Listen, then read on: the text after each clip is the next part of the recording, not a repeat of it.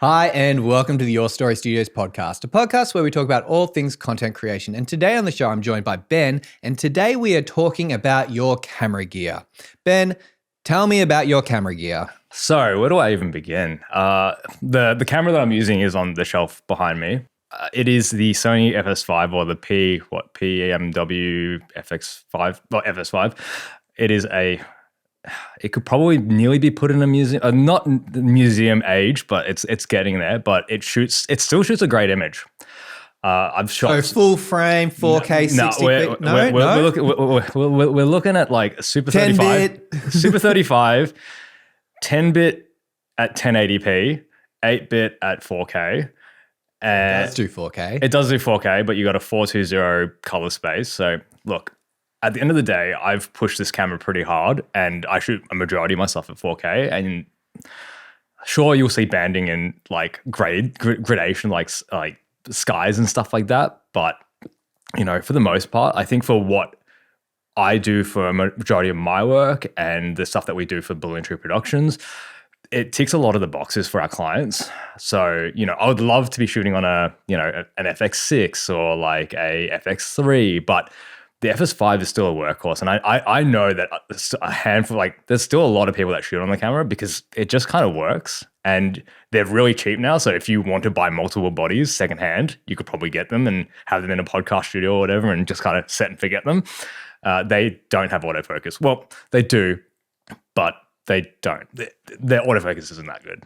Really? So it does have autofocus. How does it work? I think the autofocus only works. You might need to fact check me, but I think it only works in 1080, maybe 4K, but it might only be center focus. It's like there's limitations. It's like the autofocus that was on like the C100 Mark II, like the center, like you have the center region and that's kind of it. I don't think you can move a box around to be fair, I haven't really used it that much because I use Metabonus adapters and like I shoot on a lot of like older vintage like glass. So yeah, for a lot of that stuff, or we adapt Canon glass. Yeah. So we don't really have the option for autofocus anyhow. So yeah, okay. Well, before we get to that, yep. When you shoot 4K, are you shooting log or are you shooting a baked in profile? I generally film everything in log, even if it is a low dynamic range situation. I just like having the control. I know how log works. Like for instance, in this situation, you probably wouldn't need to shoot log because the dynamic range isn't like massive, but I just really feel comfortable shooting log. Like for the podcast stuff that we shoot at Balloon Tree, we don't shoot log and it's just like kind of PP1. For those in Sony land, it's just your standard like neutral picture profile. And I think with a lot of those profiles, you can they just get really baked in and very contrasty. Highlights can be pretty intense, especially if someone might be a little bit like on the shine, like have a little bit of shine if you're filming them later on in the day. So that can be a little bit hard to mitigate if you're not shooting log, or you can bring in some blotting paper to help kind of reduce the shine and things like that. But yeah, I think log really gives you that flexibility to kind of like massage the image a little bit. Also, I use Phantom LUTs. Yeah, I do use Phantom LUTs. I don't want to say I was on the ground floor of it, but I got the opportunity to test some of the kind of earlier versions of the Phantom LUTs when he was developing it for the FS5, because he developed it for the FS5 system because he had an FS5 and was like, I don't like the colors out of this camera and I want to make them look more like Ari. And he successfully, I think he did an amazing job. And I use those LUTs day in, day out. I have them for like the FS5, and I've also bought the Canon C-Log 3 versions, as well as the A7S Mark III, FX3 and FX6 versions, just to have them because at Balloon Tree we kind of deal with a lot of freelancers that have a multitude of different cameras. So it's nice to have all of those LUTs and have them all kind of match in a relative sense to each other. Minor tweakings, but if you're in Resolve, just shift that tint slider, and yeah, you can get to near color matched. Like it's pretty close anyhow. saves a lot of the headaches.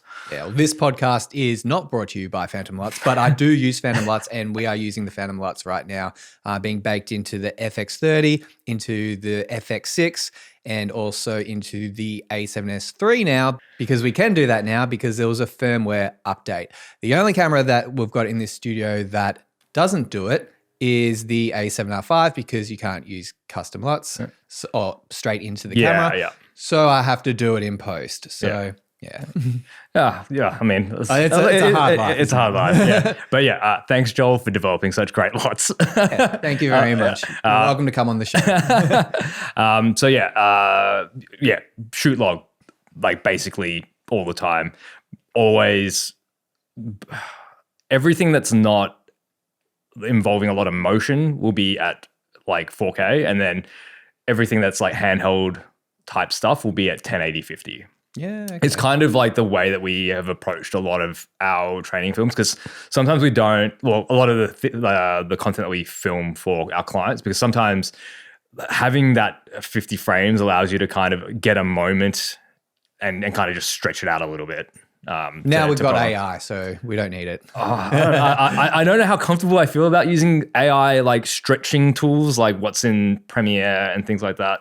I think it's very hit and miss right now. Yeah. And the thing is, it's kind of like, I get it in camera. Like for me, I'm like, if I can get it in camera, I'll strive to get it in camera any day of the week. That is a good tip.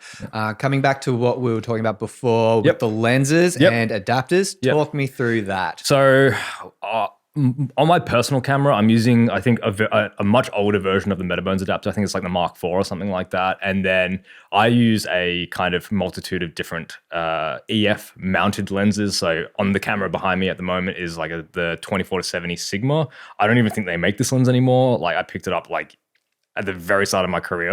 2.8? 2.8, but it's like not an art series. It's like pre any of that. So, and it's got stabilization in it? No stabilization. So yeah, don't shoot with stabilization, which is also another reason why we shoot in 50 for handheld stuff, because you can slow it down and remove some of the hectic handheld look. I've gotten really used to, and I kind of like the non-stabilized look to a certain extent. I do have a 24-105 that has like image stabilization built onto the lens, and that's great for like when I'm at 105, like at the like tail end of the lens and need to like ping off a shot real quick. But none of the lenses that I typically use would be stabilized either. So it's the slow motion that really saves us. When you're picking up those really long shots, are you using any stabilization like tools? So a cinesaddle or an Easy Rig? It's a combination between the Easy Rig. So I own an Easy Rig Minimax, and Work's got like a Zac or like this the rip-off of the cinesaddle. Yeah, cinesaddle. Which are both Australian products. Yeah, we used to have a cinesaddle. It just got misplaced. So now we have the Zac, which is a fine product. It's pretty good. I mean, at the end of the day, it's just, I don't want to say it's like a beanbag, because the cinesaddle is actually a really good product. And it's cool that it's an Australian product too. But yeah, it's a pricey. It is a pricey piece of equipment, but it is a combination between the Easy Rig and the cinesaddle or cinesaddle-style stabilizing beanbag. So you'd always be using one or the other, or do you just go handheld and don't have any extra gear to? There'll be one instance where if I'm on the shoulder, I bought this shoulder pad off B&H years ago now that is basically just like a pad that you can adjust the amount of like the height of the padding by like putting like EV foam in, and it just basically clips around your chest and it kind of lives on you, and you can just kind of pick it up and put it on your shoulder and stuff like that. I don't really shoot a lot of like shoulder mounted handheld stuff. It's typically Easy Rig or cinesaddle. I prefer the Easy Rig because it's just a little bit kinder on my back. With the cinesaddle or the Zac or whichever brand you're using, I tend to find myself like sitting into my hips a little bit with it, and you can kind of get in some really precarious kind of situations. And I'm at the age where any kind of like bad position for too long, like my lower back isn't great, and like, stiffness and stuff like that. So I really like using the Easy Rig Minimax. I would love to get the Blackbird Cine Mantis attachment for the Easy Rig Minimax. Do you know what that? No, tell me. So it's basically an attachment that mounts onto the top of an easy rig or a ready rig. There's like different versions of this mantis. I think they call it the mantis. And basically it is a bungee cord. Actually, I've seen the reel with Matty Hapoya. Yep. Doing the, I suppose it's kind of a meme at this point. Like it's an awful thing, but like it's basically, Matty Hapoya, and there's a couple other people who have done it where they've just had the camera floating in space, jumping up and down with this mantis and showing that it just stays in space. So it's got that kind of Z-axis, the Y-axis stabilization, or like the walking stabilization, so that you can like walk and talk and do stuff like that without there being too many footsteps involved. The reason I call it the meme is because someone did that with a Steadicam and an ARRI, and then the ARRI fell off the Steadicam and like hit the deck. So it was a time of the internet. But the Mantis would be one of the things that if I were to purchase a piece of equipment to save my body, that would probably be it, because it does allow you to do more stable walk and talk type stuff. Because if you've ever used an easy rig, walking and talking handheld doesn't really work because of the tension on the string that it's always wanting to you're kind of pulling against it the entire time. So your handheld footage kind of looks a bit wonky. Those are the kind of tools that I use to support my handheld work. And yeah, like the other thing is like kind of a tripod, stock standard tripod, can't go wrong. Yeah. What kind of tripod do you use? I've got a Sachtler FSB6 with the speed lock leg. So before the Flowtech, like the coveted and like the one right behind me. Like I would love a set of the speed lock, the Flowtechs, but I mean, they're just, they're not cheap. They're pricey, yeah. They're pricey. They're an investment. Buy once, cry once. I couldn't agree more. I actually couldn't agree more. That's why I went Sachtler, because they make great tripod heads. If you get the side load quick release plate, that's compatible with a lot of Manfrotto plates, like the 501 and the 502 mount plates. So you can kind of chop and change camera systems. Because like when I built my camera system, it was all surrounded via the 501 style, kind of long Manfrotto style, like video tripod plate. So all of my kind of accessories run around on that platform for mounting tripods and stuff. Yeah, cool. Yeah. Coming back to lenses, primes or variable lengths? I'm a zoom person. Why? Because for a lot of the stuff that I do on a day-to-day basis, speed is of the essence. I would love to be able Can't miss that moment. Can't miss that moment. I'm on a 50 mil and it's a bit tight. I'll just take a few steps back. Moment's gone. Yeah, exactly. Like just having that flexibility to, punch in for a shot and then like zoom out for a shot. I mean, it's not cinema at the end of the day, but it's doco. It's verite. We're going documentary. But there's this one dude that built a special adapter. I think it's called the turret. I don't know if you've heard of the turret. Okay, yeah. So if anyone's used or seen an old Bolex or something like that, it's like a 3-lens changing system that you can kind of rotate between prime lenses. And I'm like, oh, that's cool. But like, again, like wouldn't really work because you kind of fixed to those focal lengths, but it's a cool idea. Like I love it. It's a great idea, but in reality, like it will make your rig heavier and it's more versatile, but you'll probably start resenting it going, oh, it's too much. yeah, exactly. Like real front heavy. And like at the end of the day, like I want to prolong my career by taking care of my body and not having carrying really heavy stuff around for 12 hours a day type thing. So that's why I like zooms. So, but yeah, primes are great, but yeah, we typically use zooms. Yeah, fair enough. And lighting wise, what kind of lights do you find in your kit? So I have a bit of a split between Aputure and Nanlite. I love the Aputure stuff, but it's one of those things where at the time I bought a bunch of Pavo tubes because Aputure or Amaran didn't have the tube lights at the time. So now they do, and they're in the background. and they're fantastic. And like for my own personal kit, I like my own personal lighting kit hasn't changed a lot in the last 10 years or something like that. I still have like a Aputure 120D that has seen better days, but it works for what I need it to do. I've got these Westcott flex lights, and they're like awesome. Like I've had them since since the Australian dollar was stronger than the US. Yeah, that was the time. That was a beautiful time. It was like 2009. Yeah, it was After the global financial crisis. Yeah, it was a beautiful time to be able to buy equipment and get it shipped to your door quicker than a local seller. But didn't last forever. Yeah, it didn't last forever. But yeah, those are kind of like the lights that I have in my kit. So I have 2 like flexible panels that are great to travel with and things like that, like an Aputure, like 4 nanlight pavo tubes. But then like work at Balloon Tree, we've got like 2 nanlight 720Bs and 2 Aputure, one Aputure 300D Mark II, and then the 300X. So, you know, I've got a 300X, and they're great. Like very good for corporate interviews. But if you want to shoot someone in the city, in a tall building with the windows behind them, you're struggling. I've made it work, but it'd be nice to have a bit more power than the 300X. Yeah, and I think it's one of those things that's really interesting with those styles of lights fixtures. I love bicolor. Very versatile. Very versatile. But once you get to the higher output bicolor fixtures, or any high output LED fixture, like say the 600 series onwards or the 700 series onwards for Nanlite, they're much bigger lights that need much bigger stands.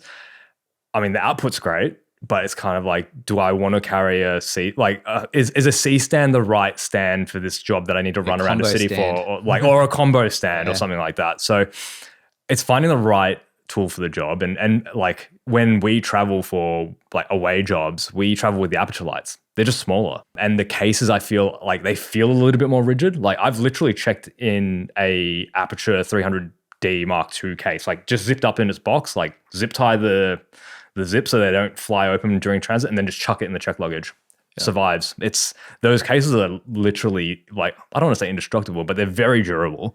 So yeah, those are the lights that we travel with because their footprint's so much smaller, so you don't have to take bigger stands. Yeah, that is the lighting side of things. I also love the Cinesaddle-style app. That app's like game changer. Yeah, Nanlite have something similar. They've got one. I think it's called like Nanlite Connect or something like that. I just installed it on my phone. I haven't really used it all that much, but I don't think it is as. It doesn't look as pretty, and that's half the battle, isn't it? Well, I think the look and feel of an app really motivates you to use it and learn how to use it. If you have to kind of figure out what you're doing to get it to do what you need it to do, it's not a great user experience. Yeah, it also needs to be reliable as well. Yeah, and I think Aputure has a really good track record with CinesaddleStyle. I know that they've done some things with CinesaddleStyle Pro, like a subscription-based model or something like that. Since I'm not part of that world, I don't know what's happening, but I have heard that there's like a subscription model type thing for it, and I'm just kind of like on the free version of CinesaddleStyle. It's awesome. Like I love it. It's great. The free version does what I need. Yeah. Whenever I see things like, it's DMX, and my eyes just glaze over. And I'm like, okay. Like for instance, one of our clients has all Amaran lights in their studio, and I will produce the podcast at their studio and like help them light the interviews and like the podcast as well as like piece of cameras and stuff. And since they're all on Amaran, I've literally like gone to like link them all to my phone, and I can change like RGB values, color temperatures, like turn them all on and off. Yeah, it's awesome not having to kind of go to each fixture and kind of like pull the light down and be like, I need to dial this back up, and then pull it back up and then find out that it's not right anyway. So yeah, I love the app control stuff. Yeah, in this studio, I have it set up so I can push a button on one of my power remotes that controls the power switches in here, and it turns on our key light here, your backlight, my backlight, the lamp over there. But the tubes, for some reason, I have to manually go over and turn on. I did a Google search, and I'm not sure if there's a problem. They're Amaran tubes. Yeah. And I think they're supposed to be able to turn on but like all the other lights. But for some reason, it doesn't. So, and I was at the point where I just bought them, and I just didn't want to return them or anything like that. So I've just learned to deal with it. But Yeah, I get on with it anyway. And now moving on to your audio, Ben. Tell me, what's your audio solution? So 32-bit float. No, actually, I actually sold like a fair bit of my audio stuff, my personal audio stuff anyway, because I wasn't using it, and it was the Sennheiser G3 system, like awesome, like transmitters and receivers and stuff like that.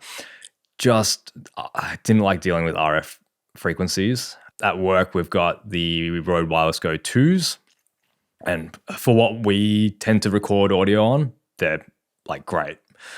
Always have backup recording on in the transmitters, as well as record internal on the receivers. Like I'm a big person for redundancy. I will dual record on my cameras. I will record internally on any transmitter that I can record on. Those are the kind of the wireless side of things. And for like the wired, I'm still using a Rode NT G1. Oh, okay. It's funny. I really like the way that particular mic renders my voice when I film my YouTube stuff. It's a bit more bassy and things, so I kind of just like the way it sounds. But it's the microphone that I've had since I had the DVX 100. So it shows you that microphone and audio equipment will outlast any piece of camera equipment. Yeah, when I got my very first professional video camera, it was the HVX 202. Oh, that's classic. Yeah. In Pell Land. Yeah. And I got it through a kit from Video Guys in Melbourne. Yep. And the NTG1 was the microphone that it came with. So I have used that long ago. These days, my shotgun microphone is the NTG3. Yeah. And it does the job. And yeah, I like using that one. Yeah. I love what Rode's done, like to democratize like audio. Also another Australian company. We're just Australian shills. Yeah. I mean, it's that thing where it's like you have to be a little bit proud in terms of like what some of these Australian companies have been able to do. But in terms of Rode, like their warranty is incredible. Like 10 years. 10 years if you register it. Yeah. And like when I worked at Offshoot, we would there would be times where you'd get a boom pole back, a Rode boom pole, where the center column had been crushed for some particular reason or another. And Rode would just ask you to send it in and they would send you a new one back. I think that there's a bit of customer relationship there within a rental house, like to kind of keep the customer like a good customer relationship. But I've also I've actually gotten a handful of like free microphone, like through the Rode. Do you remember the Rode competitions? Like they used to have those. I don't know if they still do them. The My Rode competition thing. They used to do these competitions online where you submit a short film or a documentary. They had different categories, and there was a handful of times where they would, if you had submitted an entry, they would say thanks for submitting an entry by giving you a microphone or some merch or something like that. Very generous. They're super generous company. I think that that's really helped their brand loyalty. They've also done some really good products, right? You don't get to the size of Rode without having a really loyal customer base, I don't think. But yeah, I love the NTG one. Long story short. Awesome. And is there any other piece of gear that you love to use that you think our audience might find helpful that they might not know about? Oh, let's see. To prolong my longevity in my career, I do own a camera cart. I've got an innovative Scout 37, the old, the original kind of entry level innovative cart that didn't cost an arm, a leg, and a kidney, and that's been awesome. I don't use it as much as I'd like to because stairs.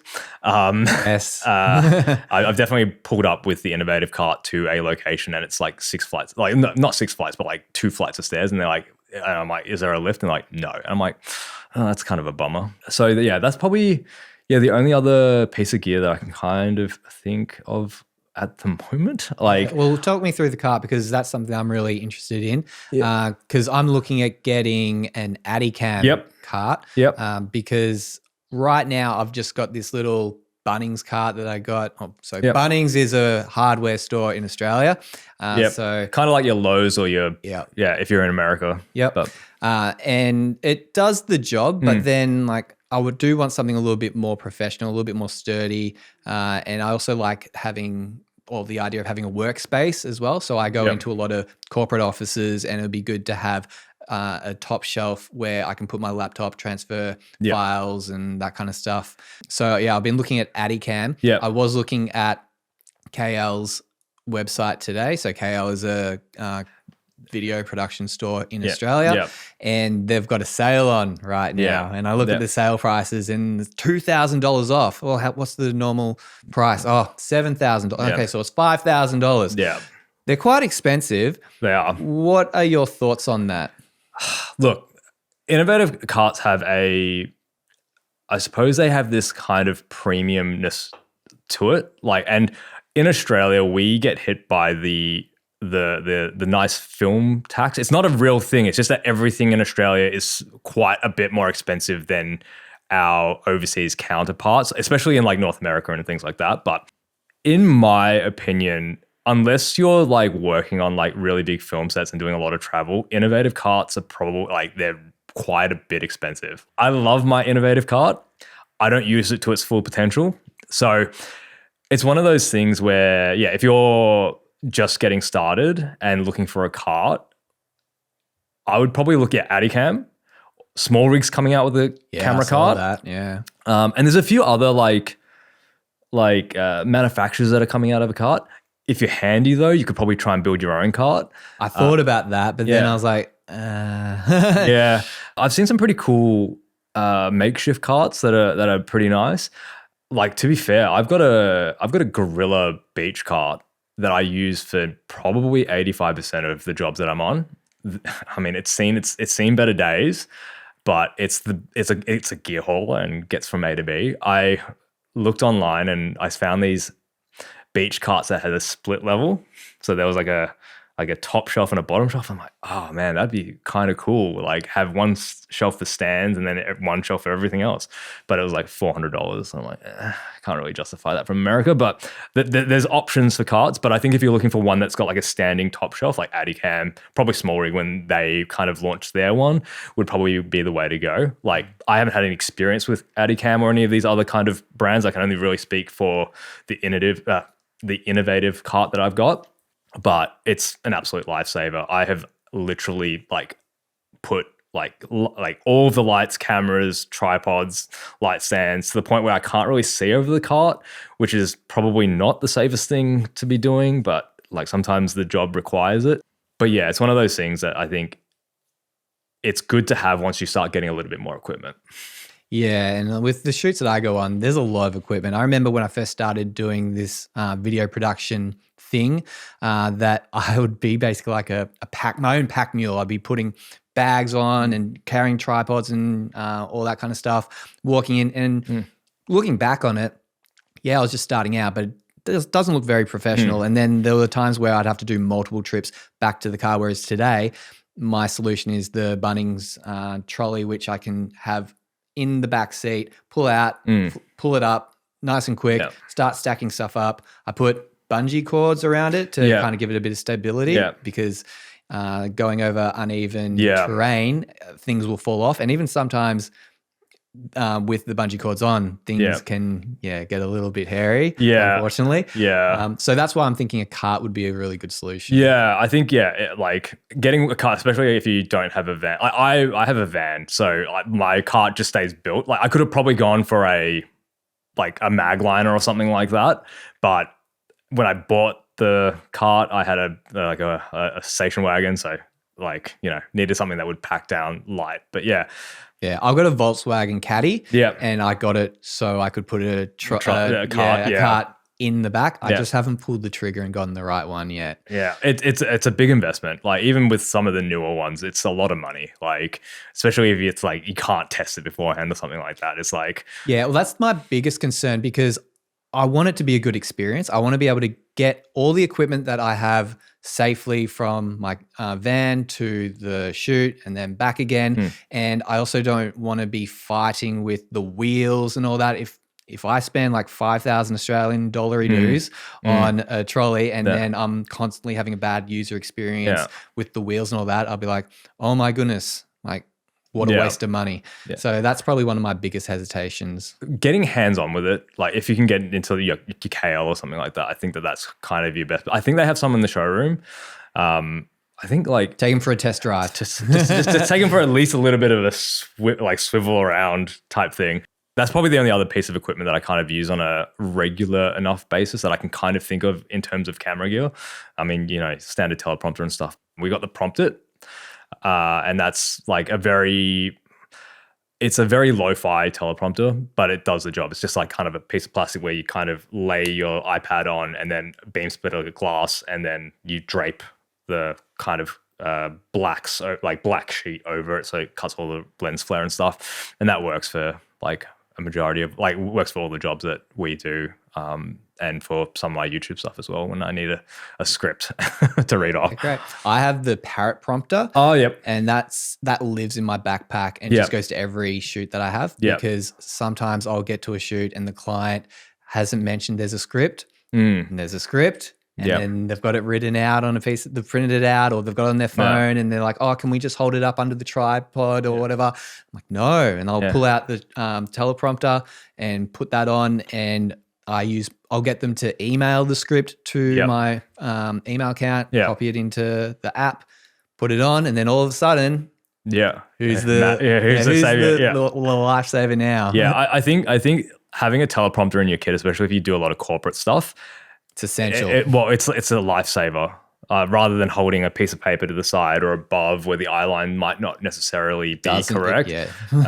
Or you hit I think a paper there's some AI tools that allow you to fix eye line now. I haven't used them, but I saw that recently on one of the programs. But even then, as you mentioned before, get it right in camera. Yeah. Like just save yourself a bit of headache later. Because like as good as some of those AI tools are, they're not perfect. Well, not yet. You don't always have to fix it in post. Yeah, exactly. Get it right in production. Yeah, exactly. Yeah, spend the time in pre. Yeah, then that too. Yeah. All right, Ben, well, thank you very much for coming on today's show and telling us all about your camera gear. Thank you so much for having me.